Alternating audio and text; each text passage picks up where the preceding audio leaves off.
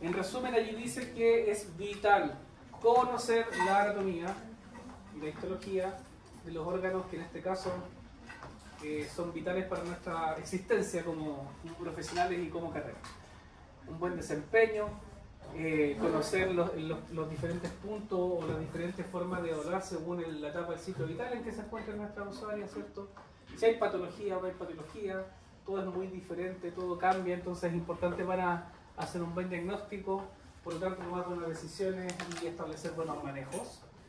Y la base de eso es la anatomía, la fisiología, ¿cierto? En este caso también la histología un poquito, porque yo tengo histología y vamos a revisar algunas cosas bien puntuales.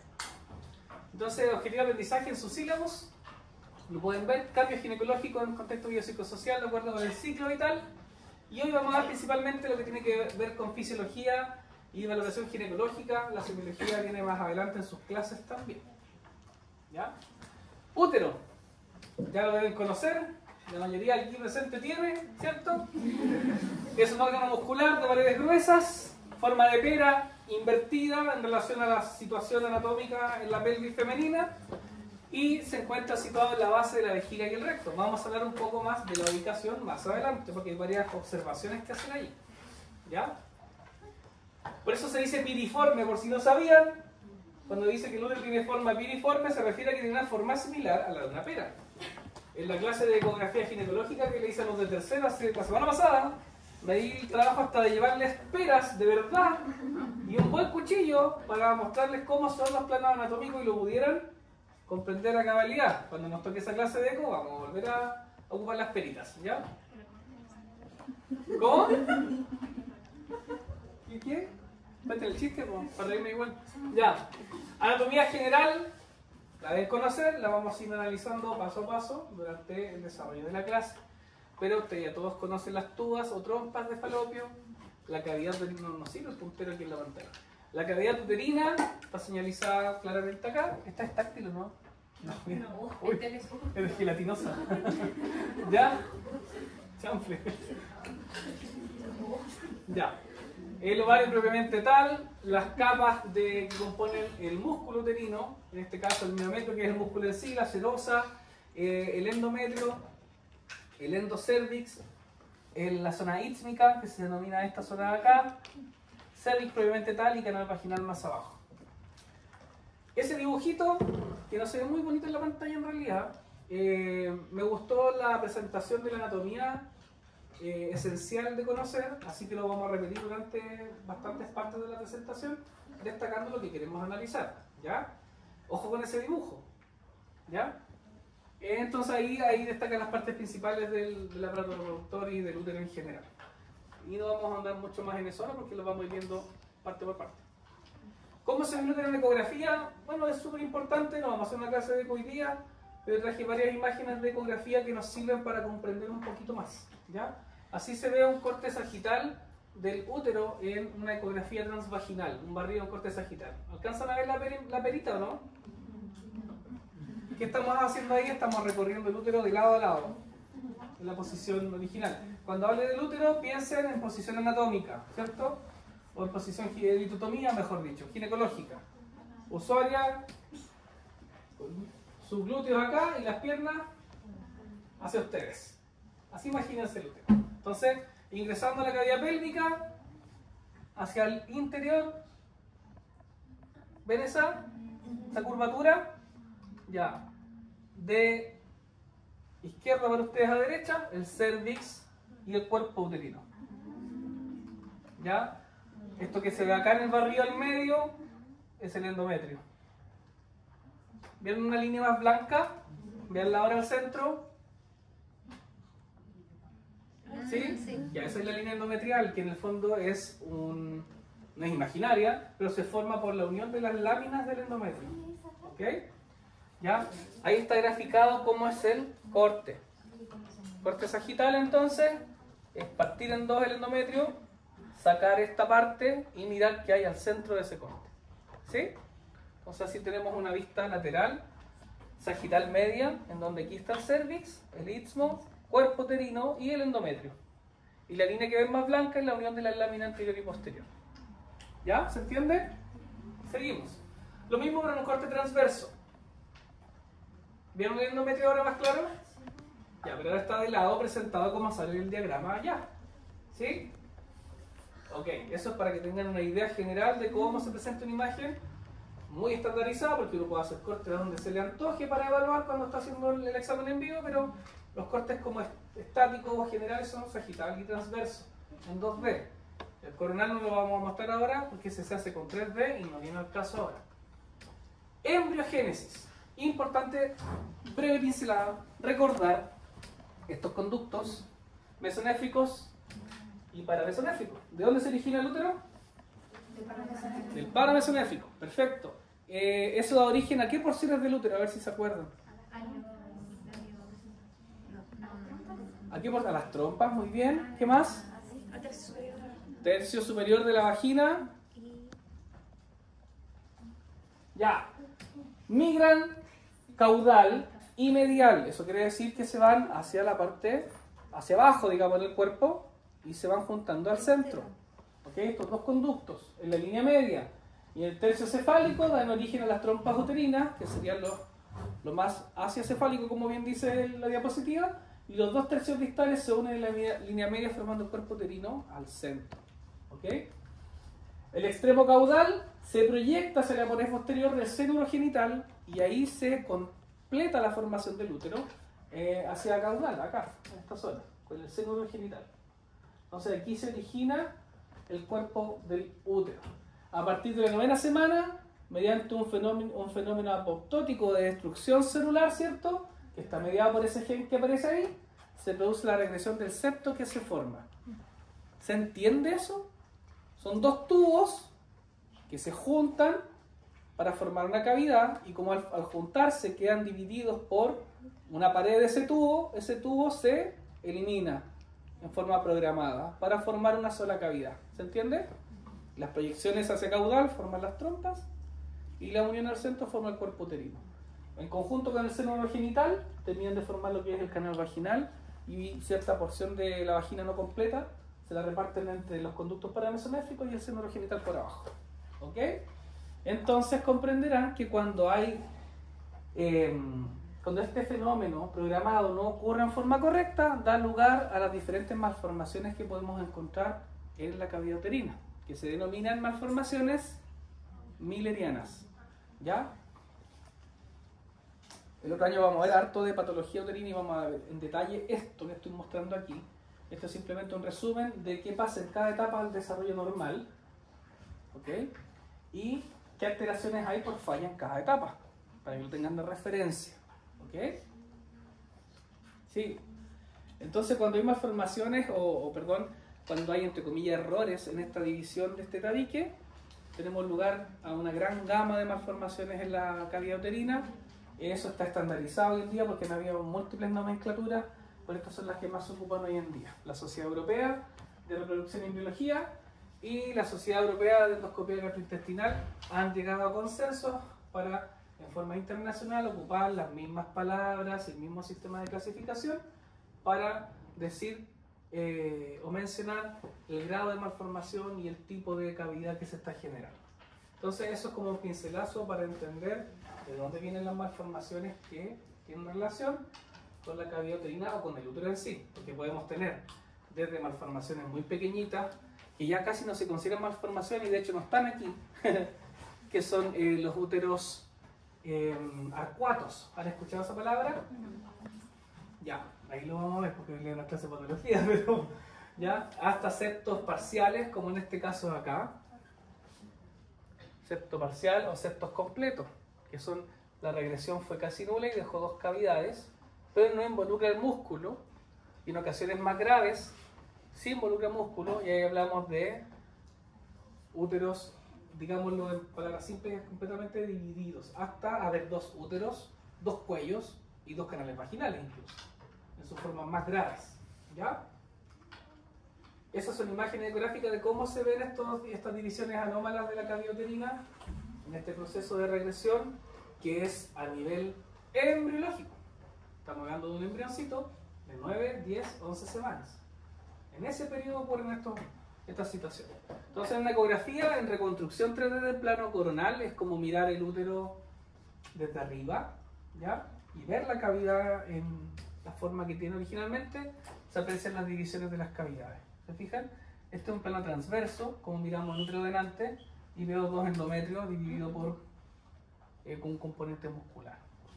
Y acá también se ve un septo. Esta me la robé de internet, esa la hice yo. Ahí se ven las dos porciones de endometrio dividiéndose por tejido miometrial. Aparte hay unos pólipos chiquititos, pero eso no viene al caso. Ahí se ve esa como V allí, que me está mostrando un tabique pequeño. ¿Ya? Eso de patología uterina por ahora nada más. Vamos a ver unas breves cositas después que tienen injerencia con el tamaño igual. Divisiones anatómicas importantes que debemos conocer. ¿Ok? 4. El fondo primero, en la porción más, podríamos decir, hacia cefálica. El cuerpo uterino, que es el músculo más grueso propiamente tal. El istmo, que está como comunicando el cuerpo con el cervix, y el cervix. ¿Ok? Ahí yo creo que no hay ninguna duda, es una división anatómica bien sencilla. Ubicación en relación con otros órganos. Y esto es muy importante. Es como todo lo básico, que nosotros malentendemos lo que es básico como algo que nos sirve mucho, ¿sí o no? Pero lo más básico ahora es lo que más nos va a servir. Porque cuando examinamos a una usuaria, si no tenemos idea o no conocemos bien la anatomía, vamos a hacer mal diagnóstico y vamos a referir mal a la usuaria, vamos a dar malas indicaciones, vamos a establecer malos manejos. Entonces, la anatomía general básica es muy importante. Cuando hago un tacto vaginal la primera vez, ustedes van a darse cuenta después, es como, no sé, es como un idioma nuevo que nunca habían escuchado. Van a meter los deditos, van a sentir calentito y no van a entender nada. Pero el segundo ya va a ser, por fin, ya ahora sí, ese era el cervix. Esto era los fondos de saco. Y uno empieza como a asimilar todo lo que ha hecho y lo que ha visto. Entonces, si usted ya conoce de memoria qué debería encontrar en cada parte, cuando le toque hacer un tacto, va a lograr identificar más rápido las cosas. Y esa es la idea. No que sienta calentito nomás y diga, sí, está con 2 de dilatación, ¿cierto? Y no tiene idea porque nunca tocó el cuello, ¿cierto? Entonces, la relación con otros órganos. Hacia anterior, tenemos la vejiga, teniendo en cuenta que la mayoría de los úteros están en una posición con una versión anterior. ¿Qué quiere decir eso? Acuérdense de la señora que tenemos sentada aquí con las piernas abiertas. ¿Qué quiere decir anteversión? Que yo examino desde acá, está el canal vaginal, el cervix, y el útero hace esto hacia arriba, hacia adelante. ¿Se entiende? Esa es anteversión. La misma señora acá puesta de lado, en sagital medio. Si la acostara, yo voy a ver que el útero se va hacia arriba de la pantalla. ¿Se entiende eso? Entonces la relación anterior más próxima es la vejiga. ¿Ok? Vejiga. Vamos a hablar de los órganos primero. A posterior, el recto y el sigmoides, ¿sí? Como órganos propiamente tal. Y hacia posterior o superior, los ovarios, en teoría. Porque todos los monitos nos mienten. Los ovarios no siempre están ordenaditos como los monitos hacia los lados, casi que diciéndole, hola, aquí estoy. No. Los ovarios la mayoría de las veces no están en la misma posición, en la fosa ovárica, y en ocasiones, y muchas ocasiones, están retrouterinos, detrás del cervix, por aquí, bien mediales en algunos casos, o un poquito lateralizados para el lado que corresponda. En ocasiones están detrás del cuerpo, ¿ya? En ocasiones están detrás del fondo, como se ve en esa foto, que eso es un poquito más acertado. Pero muchas veces están en otras partes, y eso depende de la anatomía de cada cual, y de algunas patologías también que pueden hacer variar las posiciones, como por ejemplo una endometriosis. ¿Les suena? ¿Ya? Hoy en día se habla mucho de endometriosis, y está bien, porque es una patología que ha sido muy subdiagnosticada por mucho tiempo. ¿Han escuchado, han consultado alguna vez por dolor en la menstruación y le han dicho que es normal? Ya, no es normal. No es normal tener dolor. Y mucho del origen del dolor sin diagnóstico, digamos, fácil de realizar, se debe a la famosa endometriosis. ¿Y por qué la saco a colación? Porque la endometriosis genera adherencia de los órganos en la pelvis y muchas veces los ovarios están pegados por atrás, escondidos, ni se ven en la ecografía. Por la endometriosis. Así que si alguien tiene dolor permanente en la pelvis y no le han encontrado el diagnóstico, es una posibilidad que es una endometriosis que no haya sido diagnosticada hasta el día de hoy. ¿Ok? Para tener en cuenta. Ahora, entre los órganos se forman algunas cavidades. ¿Ya? Estas cavidades son de importancia clínica y para el diagnóstico igual. Saco vésico-uterino, y fíjense que el nombre nos dice dónde está. ¿Cierto? Vésico de vejiga, uterino de útero. Entonces es un saco que se forma entre la vejiga y la pared anterior del útero. Y el saco, acá está, ¿cierto? Que se llama también saco de Douglas, ¿ya? Y está entre lo que es el recto y la pared uterina posterior. ¿Ok? Sigo. ¿Todo claro hasta ahí? Sí. Es lo más fácil, lo más, entre comillas, básico. Ubicación y relación con otros órganos en relación ahora a una vista, podríamos decir, coronal. Hacia lateral está todo lo que está contenido en el ligamento ancho, que de ahí lo vamos a analizar en detalle hasta con un video porque es medio difícil de entender cómo se dispone ese ligamento. ¿Ya? Este ligamento contiene a las trompas en parte, al ligamento redondo, que aquí está, no está visible en este punto, el ligamento uterovárico, las arterias y las venas uterinas, ¿ya? Arterias ováricas, arterias uterinas, arterias vaginales que se van hacia abajo, y el uréter también tiene que tocar aquí, también pasa por dentro de ese ligamento. Hacia arriba, las tubas, ya lo vimos, hacia abajo se prolonga hacia la vagina, el canal vaginal, y el cervix, por supuesto, que ya lo hemos mencionado. Esto también es importantísimo para el diagnóstico clínico, porque nosotros podemos saber o tener una aproximación muy clara de cuál es la posición real o la versión y la flexión del útero al hacer un buen examen ginecológico. ¿Ok? Hay dos conceptos que mencionar: versión y flexión. A todo esto, un pequeño alcance. Hice algunas modificaciones en la presentación para hacerla un poco más práctica con algunas imágenes extra, y también aproveché las guías para mejorar las imágenes, así que se las voy a volver a enviar. ¿Ya? Y las fotos más bonitas siempre se entienden mejor. Ok, entonces, el primer concepto, la versión, es el ángulo que se forma entre el cuello y la vagina. Y eso me da origen a dos conceptos que son anteversión y retroversión. La anteversión es la posición más común que les comentaba adelante, que al ingresar el útero se va hacia adelante. La retroversión, el útero se va hacia el fondo, como en dirección hacia el recto sigmoide. ¿Ya?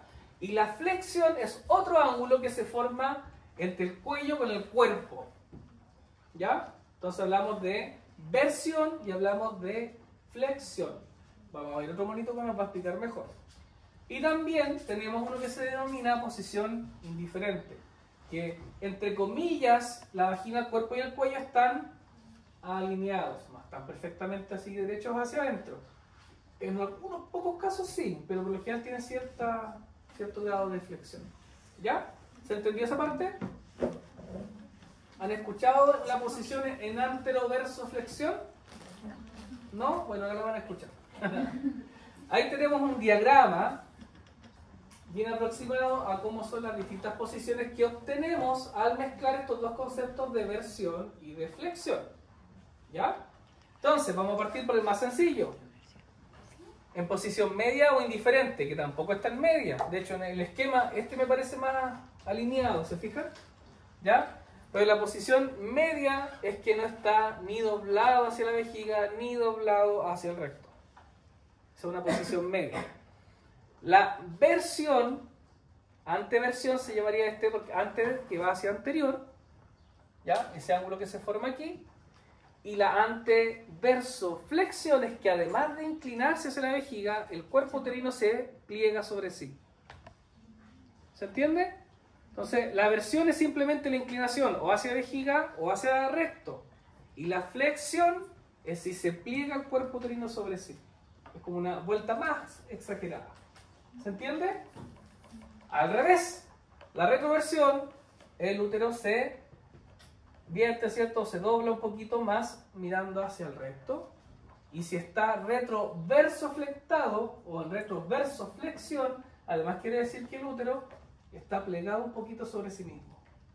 En los distintos grados que pueden haber entre todas estas posiciones. Y eso yo lo puedo determinar con un tacto vaginal. O más fácil con una eco. Porque ahí lo veo al tiro. Profe, ¿Sí? ¿la anteversión sería como lo normal o no? No es que sea normal, pero es la más frecuente. Ay, No sé el porcentaje exacto, pero no sé, de 10 ecografías, 9 usuarias tienen el útero en anteversión. ¿Ya? Una lo tiene en retroversión y menos de una lo tendrá muy doblado hacia atrás. Son difíciles de ver esos úteros, pero igual se pueden evaluar. Hay que movilizar. ¿Sí? ¿Ninguno de esos son patológicos? Ninguno. Simplemente son variantes anatómicas normales. ¿Ya? Es así. No está mal. profe, ¿y alguna de esas puede como causar mayor dolor en la menstruación? Hay algunas descripciones de que el útero en retroversoflexión podría ser un poco más molesto, debido a que la relación es más directa con todo lo que es ácido intestinal. Podría, ¿sí? En cuanto a un embarazo, ¿podría afectar mucho tener un útero, por ejemplo, al revés? No, no afecta en nada. Y ojo con la terminología. No está al revés y no es anormal. Es una posición distinta. ¿Ya? ¿Cuál era el que presentaba más molestia? O sea, no es que sea categórico, pero las usuarias refieren más molestia y ha coincidido esa descripción con el útero en retroversión. El retroversoflexión sobre todo. ¿Ya? Pero no es algo que esté descrito como tal. O sea, no quiere decir que si tiene el útero en retroversión sí o sí va a tener más dolor. Pero se ha asociado. ¿Ya? Mi hermana tiene el útero en retroversión y ella cuando le llega su menstruación siente como contracciones al nivel que tiene que dar acostado, como no aguanta, suda, le duele mucho, Sí. y lo siente el atraso.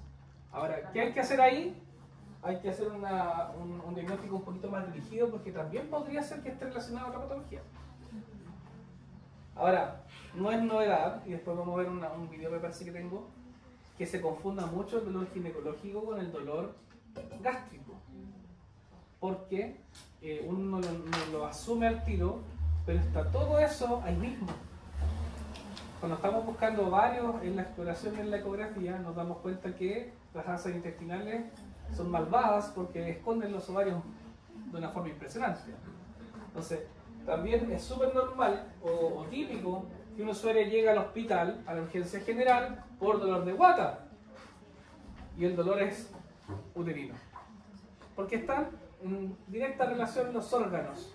Y al revés también. Entonces eso pasa siempre en el hospital. Se pelotean a las pacientes entre medicina general y ginecología.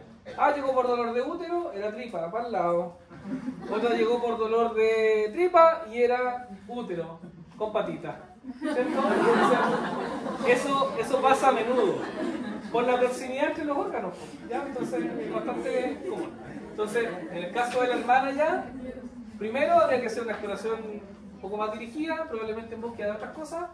Y también aprovechar de hacer una evaluación general de cómo está la peristaltis del intestino. A lo mejor es gastrointestinal. ¿Puede ser? Puede ser. Muchas veces es. Por eso lo menciono. Y aquí hay otra variante que el... ¿qué día es? Miércoles. El martes, ¿sí? ¿Fue ayer? Ayer en la mañana vimos a una usuaria que tenía útero en lateroversión. Son poco frecuentes. Ya, entonces tiene la misma usuaria que tenemos acá sentada y en vez de tener el útero derechito para el fondo, lo tiene corrido por el lado. Ya estamos ocupando un ladito más que el otro. Variante normal. ¿Ok? Y ojo, si en la ecografía le ponen en el informe que tiene el útero en retroversión, no es que, oh, estoy enferma de útero en retroversión, ¿cierto? Es una variante normal, anatómica. ¿Podría tener utilidad clínica? Sí, por supuesto que sí. Para diferenciar, por ejemplo, la inserción de un dispositivo intrauterino, ¿cierto? Para saber dónde dirigir el esterómetro, para hacer la medición de la cavidad, para saber a dónde me dirijo con el dispositivo. Yo he encontrado cosas raras, por ejemplo, un dispositivo intrauterino puesto aquí. Son cosas que se me ocurren ahora decirnos. ¿Por qué? Porque el usuario tenía el útero en retroversión, el examen ginecológico no fue acertado, y la colega se fue por aquí con el histerómetro, y aquí llegó y empezó. ¡Pah! Pasó para entrar, está dentro del útero, listo. Y le puso el dispositivo en el saco vesicouterino. Y menos mal que llegó sin guagua, porque ¿Ya? Y esas cosas pasan en relación a la importancia clínica de hacer un buen diagnóstico de la posición uterina, algo tan sencillo como eso. Cuando se presenta esos dispositivos, ¿hay alguna forma de verificar que haya quedado bien puesto como en el minuto? Si la técnica es correcta y hiciste una buena evaluación, no tendrías que tener dudas. Pero yo les digo desde ya, pidan la ecografía siempre a las usuarias. No cuando vayan a poner el dispositivo, cuando empiece la actividad sexual. Porque pueden hacer diagnóstico al tiro de malformaciones no diagnosticadas previamente y se ahorran un montón de problemas. Oye, y solo lo van a hacer para poner un dispositivo, no es inseguridad. Cuando empezamos recién a usar harto la ecografía nosotros, las colegas poco menos que pensaban que, no sé, porque hay que cobarde podría decir una palabra o que a lo mejor no sabía hacerlo. Pero yo me encontraba una cantidad de dispositivos mal puestos por no hacer una ecografía y no tener certeza de cómo está la cavidad y de en qué posición está el útero. Entonces, hagan eco, ¿no? ¿No es obligatorio entonces después de poner un dispositivo que se haga una eco después? No. Es que, Yo diría que sería bueno que fuera rutinaria hacerla antes de. Y la ecografía post se hace al mes. No es el tema, pero ya que lo preguntaron. Hay que hacerla al mes después de la inserción. Después que ojalá tenga un ciclo menstrual. es que mi mamá se puso un dispositivo y le dijeron que por una semana se portara bien y le hicieron una eco después y vieron que el cuerpo lo rechazó. Entonces después de eso yo asumí que era normal que después de eso... Mucho tiempo la normativa era revisar a la semana con eco, pero se sabe que ya no, porque no necesariamente va a ser la posición definitiva. Hay que esperar que el útero pase por un ciclo y tenga contracciones para cachar dónde va a quedar. ¿Y una como usuaria podría pedir que se le realizara una ecografía para ver si quedó bien? Sí, una cosa es que lo solicites y que sea correcto pedirla. Otra cosa es que haya disponibilidad para hacértelo. Esa es la triste realidad. Sí. Ya, ¿sigo? ¿Más preguntas? ¿Cómo estamos con la hora? Uy, nos va a faltar tiempo ya. Tamaño uterino. Varía según esos factores y otros más también. Ya, el tamaño del útero también es importante para el diagnóstico. Nos puedo orientar. Si yo hago un tacto y palpo un fondo de saco grande, abultado, probablemente hay un embarazo. Si lo sumo con la clínica, ¿cuándo fue su última regla? En mayo. Felicidades, mamá. ¿Cierto? Sin saber nada más, ¿cierto? ¿Usó preservativo? ¿Qué es eso? Sí, un ratito al final, ¿cierto? No sirve. Se ve embarazada. ¿Ya? Yo cuento cosas de la vida diaria nomás, ¿sí? El tamaño del útero varía según la pálida, la edad, la etapa del ciclo menstrual, ojo, patología y obviamente si hay cirugía. Una estimación promedio de los diámetros en los tres planos, longitud, antero, posterior y ancho, que son los diámetros que hay que medir, los tres planos ortogonales que se llaman para calcular el volumen de cualquier estructura. ¿Ya? En este caso la varios funciona igual. Por lo general el volumen lo otorgan las calculadoras dentro de los mismos equipos, pero si ustedes quieren calcularlo y no está, es fácil. Hay una fórmula, largo, ancho, alto, todo multiplicado, ¿cierto? Y después se multiplica por 0.523. Esa es una fórmula universal para calcular el volumen. ¿Ya? Pero ahora lo traen todo integrado, o le preguntan a ChatGPT nomás que... ¿Ya? Si las herramientas digitales son para ocuparlas, ¿o no? ¿No pasen las tareas? ¿Sí? ¿Ya? Ya. También dicen por ahí. Los tamaños varían según la palidad. La relación del cuerpo con el cuello se mantiene prácticamente igual después de un parto, en lo que es longitud o volumen general. Y la relación del cuerpo varía, ¿se fijan? Un tercio más grande después del parto. ¿Ok? Eso es normal. El cervix igual queda un poquito más grande en cuanto a al porte que uno visualiza en la especuloscopía, pero el largo generalmente se mantiene. ¿Ya? Y vamos a ver algunos ejemplos. Estas son las fotos que le agregué a la presentación. Usuario de 18 años, no elige esta, un volumen de 33 ml o centímetros cúbicos, el largo 46. 40. Está dentro del margen, por supuesto. 32 y 41. Ahí se me arrancó un poquitito, ¿eh? Pero está dentro de la normalidad también. Un volumen de hasta 50 o 60 ml está normal. Por el 33 ml. Ahora sí, el volumen sería mayor si considero la medición del cervix, porque en esta imagen solo medí hasta el orificio cervical interno. ¿Ya? Les voy a mandar las fotos, chiquillas, no se preocupen. Otro caso, no elegí hasta igual. Ahí medí el cuerpo completo considerando el cuello. ¿Ven el corte cervical? Eso, me interesa que empiecen a lograr ver. Es el corte transverso en el fondo uterino. ¿Ok? Ahí está, largo, alto y ancho. Ahí tengo la biometría, la pueden comparar, y el volumen. ¿Ok? También cambia en otras condiciones fisiológicas, por supuesto, como el embarazo. El útero claramente no es el mismo en el primer trimestre que en el tercero, ¿cierto? Obvio. Y hay algunos ejemplos reales. Un usuario con un embarazo de menos de 6 semanas porque no se ve el embrión. Resumen, 50 ml de volumen. Embrión visible 7 semanas, 85. ¿Cuánto nos pasamos? Casi el doble. ¿Sí? 9 semanas, 250. ¿Ya? Aumenta el volumen rápidamente del embarazo. ¿Ok? Y eso que tenemos un embarazo recién de 9 semanas. Ni hablar de las 11, medio litro al tiro, ya y así. Ok, no vamos a mostrar bebé hoy día porque no es el objetivo de la clase. ¿Pero lo vieron ahí, cierto? Sí. Ya, ¿el polo cefálico está arriba o abajo? Muy bien. Y tamaño uterino en condiciones patológicas. Por supuesto que cambia. ¿Qué podrá hacer esto? A ver. ¿Es un diagrama no? Endometriosis. Bien, pero es una endometriosis en particular. Tiene otro nombre. Porque la endometriosis es referida principalmente a la migración del endometrio fuera del útero. Y ahí está en el músculo. Ese recibe otro nombre. Adenomiosis. La adenomiosis es por definición la endometriosis del útero. ¿Ya? Adenomiosis. Adenomiosis, también la vamos a ver en profundidad. ¿Y estos qué serán? Pólipos. ¿Cómo? Quistes, Pólipos o no. miomas. Eso es más acertado. Los quistes por lo general aparecen en los ovarios. A veces pueden haber imágenes quísticas en el útero también, sí. ¿Ya? Pero puntualmente esos nódulos son miomas. Y todo eso puede alterar el volumen. Y otra condición que se llama útero infantil también, que no hay desarrollo, hipoplasia del útero. ¿Ya? Patologías. Esa es una adenomiosis, allá a la derecha. ¿Se acuerdan del corte sagital medio, cierto? Eso es sangre acumulada dentro de la pared uterina, producto de la infiltración del endometrio en el miometrio. Los colores. Sí, el color es el flujo que representa la sangre adentro nomás. Pero no se fijen en los colores ahora, sino que este es el endometrio y esto es infiltración del endometrio en la pared muscular del útero. Entonces eso por supuesto que va a hacer que el útero crezca. Y por acá, esos nódulos chiquititos que se ven ahí son miomas pequeños. Y esos también obviamente van a alterar el tamaño uterino. Lo mismo, aquí hay un mioma submucoso, un mioma ubicado dentro de la cavidad uterina y eso también va a alterar el volumen.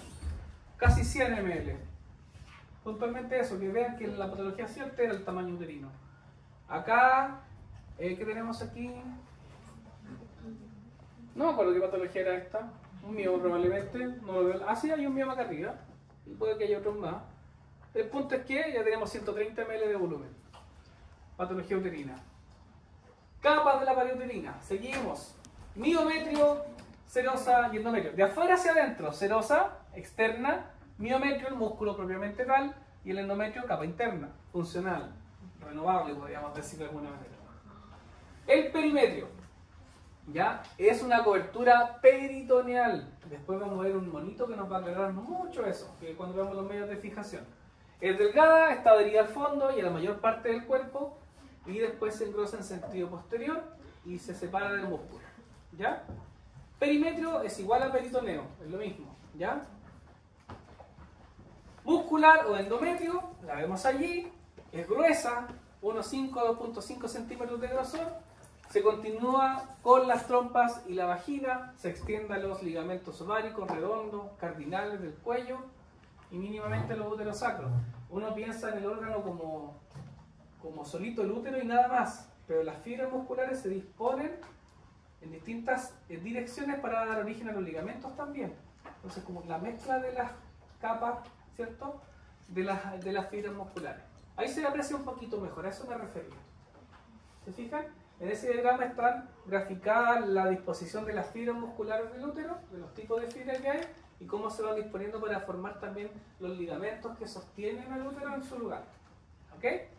Entonces, la capa externa tiene fibras longitudinales y es más débil, ¿ya? Y la interna tiene fibras espiraladas, entrelazadas en distintas direcciones y están bien perfundidas también.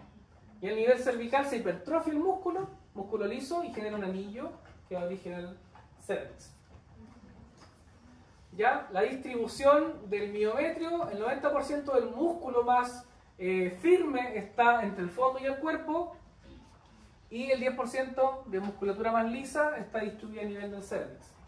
¿Ya? El endometrio. Macroscópicamente ahí dice una membrana delgada, rosada, terciopelada, y se observa, si se ve muy de cerca, con pequeños orificios, ¿ya? Que corresponde a sus glándulas. Ahí vemos una visión histeroscópica, ¿ok? Del endometrio. ¿Saben lo que es la histeroscopía? ¿Les suena? ¿Qué podría decirme así a grosso modo qué es lo que es? Una camarita, ¿cierto? A través de un espéculo dentro de la cavidad uterina que proyecta una luz y graba y puede verse en vivo. Esta es la pared, digamos, de una capa interna del endometrio. Puntualmente este endometrio estaría en fase secretora. Se puede saber porque hay unas glándulas pequeñitas ahí que están en blanco y los pequeños vasitos que la van irrigando. Y esta tiene muchas modificaciones porque tenemos el ciclo menstrual que vaya modificando estas estructuras, para que tengan una idea nomás de cómo se puede visualizar macroscópicamente en vivo.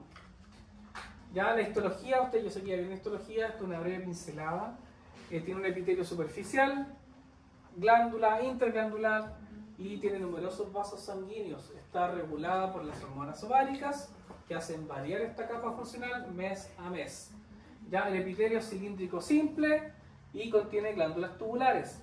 Ese es un corte del endometrio y ahí se ve un aumento en esa zona. Lo verde corresponde al endometrio, en este caso es lo que está más demoradito aquí.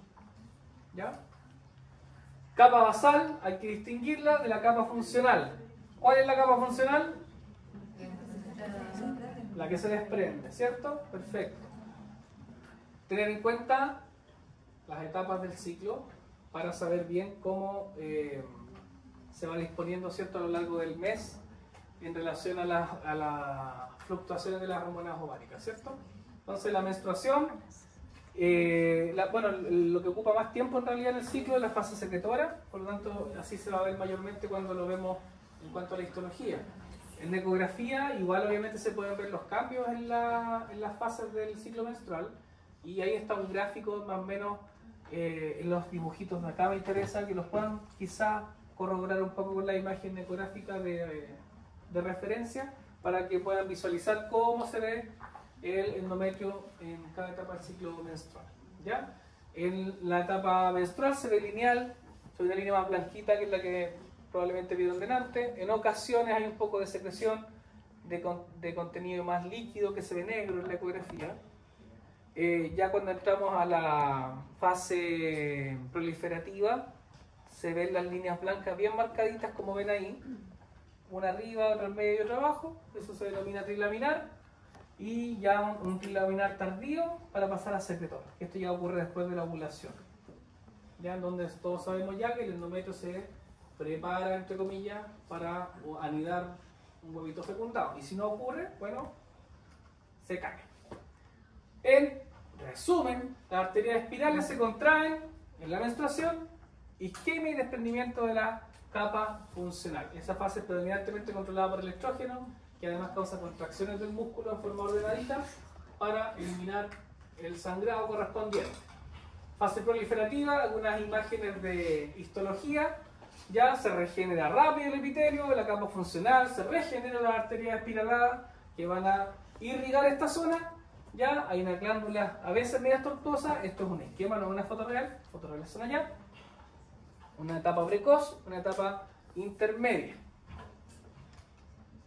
Y aquí, esto igual lo cambié la presentación porque tiene un poquito más de detalle para que lo puedan revisar después con calma, pues se las voy a enviar también. Fase secretora, las glándulas endometriales se profundizan, anchas, largas, tortuosas. Alguna literatura la describe como con forma de sierra, como con indentaciones, ¿ya? Secreción intracelular de glucógeno, de glucoproteína, ¿ya? Y eso prepara el endometrio para una posible implantación. Otros factores que le proveen sostén, ¿cierto? Y facilitan la implantación y la nutrición a nivel del estroma del endometrio en la fase secretora. Y la vasculatura también cambia para obviamente el mismo fin que preparar el endometrio para una posible implantación. Si eso no ocurre, las arterias se contraen y partimos de nuevo, ¿cierto? Medios de fijación. Esto es un poquito difícil de entender al principio, así que les puse unos videos, no sé si vieron la presentación ya. Yo traté de buscar lo que fuera más fácil de comprender. Vamos a revisar 4 ligamentos principalmente, así que vamos a comenzar sin más preámbulo por el ligamento redondo. ¿Ya? Se origina por debajo y por delante del origen de las trompas, casi en el fondo uterino, ¿ok? Y se extiende en sentido lateral hacia la zona de la pelvis superior o el pubis, ¿ya? Y pasa para terminar la parte superior del labio mayor ipsilateral. ¿Qué se refiere cuando decimos ipsilateral? Del mismo lado que se origina. Es decir, si se origina en el fondo derecho del útero, arriba de la trompa, va a llegar a la pelvis por ese mismo costado, ¿ya? Contiene una arteria pequeñita en su interior que lo irriga. El ligamento redondo es uno de los que más sufre modificaciones en el embarazo, ¿ya? Pasa de tener de 3 a 5 centímetros a estirarse mucho, puede llegar hasta 20 centímetros, ¿ya? Y se hipertrofia mucho por el crecimiento del útero. Y aquí se grafica muy bien por donde se extiende en el útero, en el abdomen de una gestante, hacia arriba. Y este es el videito que sirve mucho para entender cómo se dispone el ligamento redondo. Ahora vamos a ver cómo gira. Así mismo. Y esa es la disposición final del ligamento en el corte sagital. ¿Ya? Entendiendo que acá esto es anterior, esto es posterior, ¿cierto? Esta es la zona de la vulva, canal vaginal, pellito, istmo, cuerpo. Y la zona anterior de la trompa, ligamento redondo, hacia la pelvis superior. ¿Ya? ¿Se entiende? Eso hay que procesarlo un ratito. El que va a costar más va a ser el que sigue. Avanzamos. El ligamento ancho. Este es difícil de entender, pero el video me gustó harto, por eso lo corté y lo pegué en las distintas etapas, porque como dice ahí, son 2 estructuras con forma de ala que se extienden desde los bordes internos laterales de las paredes laterales de la pelvis. Ocupa toda la pelvis por arriba. Es súper fácil de entender cuando yo veo un corte transverso del abdomen y miro desde arriba hacia abajo el útero. Esas 2 capas se juntan, una por arriba, otra por abajo, y al juntarse estas 2 láminas forman este ligamento ancho. ¿Ya? Proveen bastante sostén. Ahí dice, envoltura doble de capa de peritoneo. ¿Ya? Ahí se ve en una vista superior. Aquí tenemos el recto, útero, y hacia más arriba o más atrás en la foto, la vejiga, y todo esto corresponde al ligamento ancho. Se separa y se le da nombre en relación a las estructuras que va cubriendo. ¿Ok? Así tenemos acá mesometrio, mesovario, que cubre obviamente la zona del ovario, mesosalpinx, la estructura que cubre la trompa. ¿Ok? Y ahí está el videito. Ese es el puro músculo aislado, o sea, el ligamento, perdón. Ahí en la posición en la pelvis. Es el ligamento redondo arriba, ¿lo vieron? Cargando. Vamos que se puede. Hoy no había fallado nada.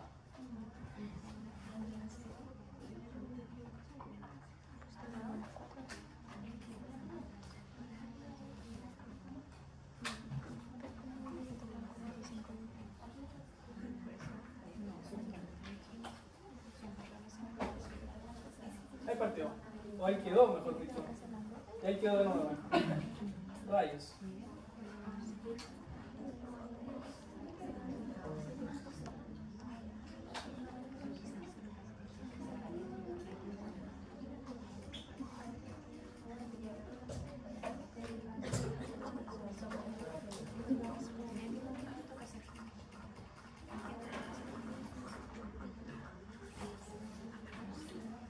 Ahí parece que cargó un poco más, pero no está cargando bien, parece, ¿no?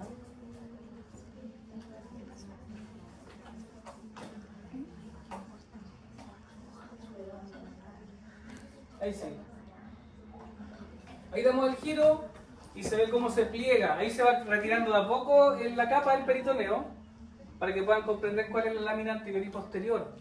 Esta capa de peritoneo, que es el ligamento ancho, da origen a los saquitos que mencionamos delante cuando veíamos la relación con los otros órganos. ¿Ya? el saco útero vesical y el fondo de saco de Douglas ahí están pintaditos en rojo y en azul. ¿Lo vieron bien? Ya. Ahí va recubriendo de nuevo el gráfico del monito, ¿cierto? Para entender cómo se dispone ese ligamento. Y ahora volvemos a la vista aérea para entender cómo está dispuesto. Pubis adelante, sacro atrás, abajo. Y ahí está la relación con los ovarios que están de blanco ahí abajito de la pantalla. ¿Se entiende un poquito más ahí? ¿Lo vemos de nuevo? Ya, ahí está solo el ligamento sin estructuras visibles para situarlo dentro de la pelvis. Ahí está el ligamento redondo arriba.